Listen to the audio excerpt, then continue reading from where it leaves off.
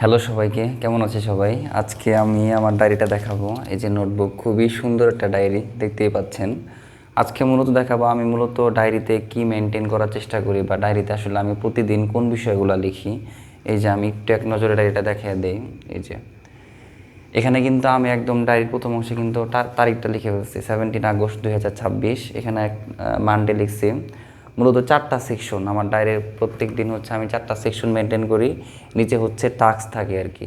তো দেখি, প্রথমে হচ্ছে ফিজিক্যালি বিষয়টা হচ্ছে ধরা যাক যে আমি আসলে প্রতিদিন আগের দিনের থেকে আমার জিম বা এক্সারসাইজটা আসলে ফিজিক্যালি কতটুকু ইমপ্রুভ করলাম, বা অ্যাটলিস্ট এরকম যেন না হয় যে আমি বিগত দিন যে কাজটা করছি এটা যেন আজকে অবশ্যই এটার সমপরিমাণ থাকে, যেন কোনোভাবেই এটা থেকে আমি মানে জিম বা এক্সারসাইজ যেটাই বলি কোনোভাবে যেন আমি কমে না ফেলি।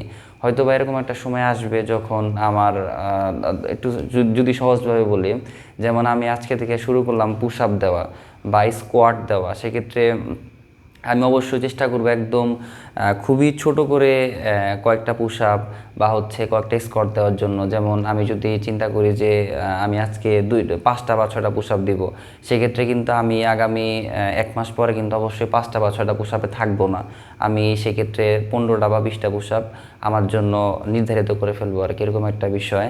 সেকেন্ড হচ্ছে ফাইন্যান্সিয়ালি, অর্থাৎ ফাইন্যান্সিয়ালি ব্যাপারটা একটু জটিল মনে হতে পারে যারা প্রথম অবস্থায় দেখতেছেন।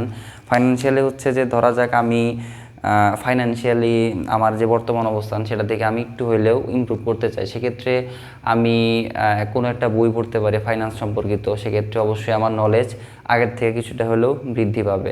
3 নাম্বারটা হচ্ছে স্পিরিচুয়ালি, অর্থাৎ আধ্যাত্মিকভাবে আমি গত দিনের থেকে আজকের দিন আসলে আধ্যাত্মিকভাবে কতটুকু ইমপ্রুভ করছি। যেমন ধরা যাক অ্যাজ এ মুসলিম আমি যদি আজকে থেকে শুরু করি 10 থেকে 15 বার আস্তাগফিরুল্লাহ, অর্থাৎ আল্লাহর কাছে ক্ষমা প্রার্থনা করা, আমি অবশ্যই 1 মাস পরে 10 থেকে 15টার মধ্যে থাকবো না, আমি সেটা নিয়ে যাব 80 বা 90-এর মধ্যে বা 100-এর মধ্যে।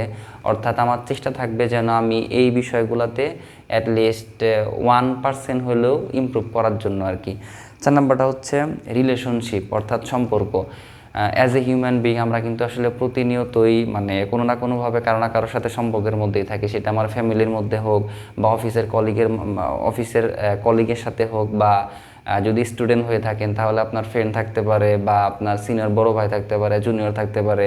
বাট তাদের সাথে আসলে আপনার সম্পর্কটা কতটুকু পরিমাণ গভীর হচ্ছে, বা আসলে সম্পর্ক আরও বেশি মজবুত করার জন্য বা দৃঢ় করার জন্য আপনি আসলে মানে সচেতনভাবে কাজ করতেছেন কিনা, এটা একটা বিষয়।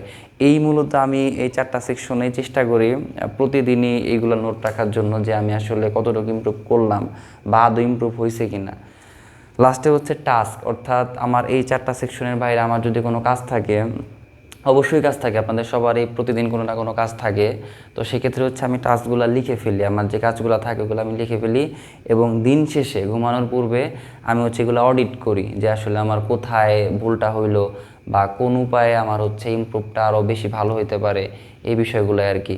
ধন্যবাদ সবাইকে। ভিডিওটা ভালো লাগলে অবশ্যই লাইক, কমেন্ট এবং শেয়ার করবেন। দেখা হবে পরবর্তী সময়ে পরবর্তী ভিডিওতে।